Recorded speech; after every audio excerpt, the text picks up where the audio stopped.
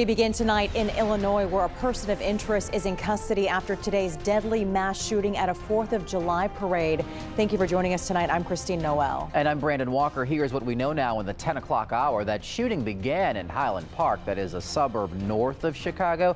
At least 6 people are dead. Dozens more are hurt. And late this evening, police took a person of interest identified as Robert Crimo into custody. Shots fired at a 4th of July parade in downtown Highland Park. Pow, pow. I mean, a sound I've never heard before.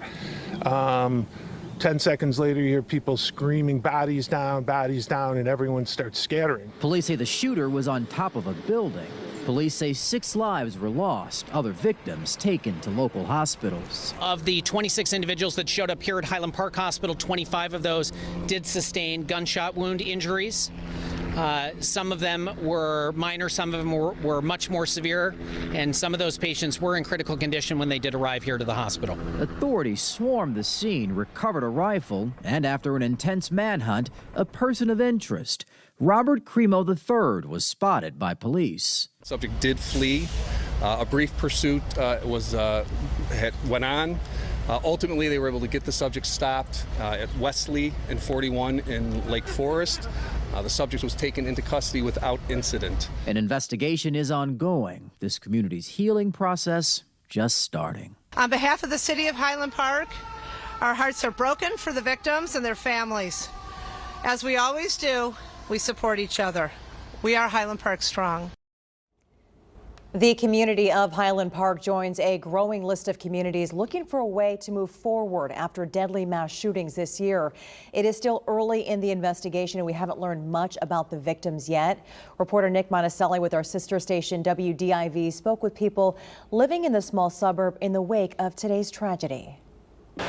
Good evening. I can tell you the feeling here in Highland Park is kind of twofold. Number one, of course, they are devastated by the shooting, 24 injured, 6 dead, but also because they're recognizing that their Independence Day, their 4th of July, is going to be different from here on out. Now, take a look behind me here. You can see strollers and bicycles and chairs all strewn about, left behind, because these folks literally went running for their lives.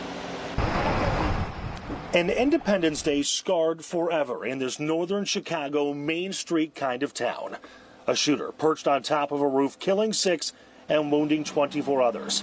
All the victims are between 8 and 85 years old. It's horrific to always see it somewhere else, but to experience it where I live is honestly unimaginable. Tonight, Central Avenue in Highland Park is much quieter than it should be. It's a hard day, because this is my community. I've lived here for 57 years on the North Shore, and so it's personal. The suspected gunman ran after the shots. Investigators believe he blended in with the crowds before vanishing for most of the day. Then around 6 p.m. Central Time, an officer spotted him on a local freeway. There was a short chase, and eventually the suspect gave up and was taken into custody without incident. That's the end of a horrifying day. But reality is just setting in. Alicia De La Cruz lost close friends in the shooting. It broke my heart, to be honest with you, because we know there's people that we know. We know a few of them, and this is not fair because they work with people.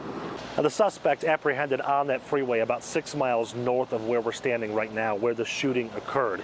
It will, for now, remain a county case in the local jurisdiction, but at any moment, the feds could walk in, take the charges up to federal domestic terrorism charges, and take the case over.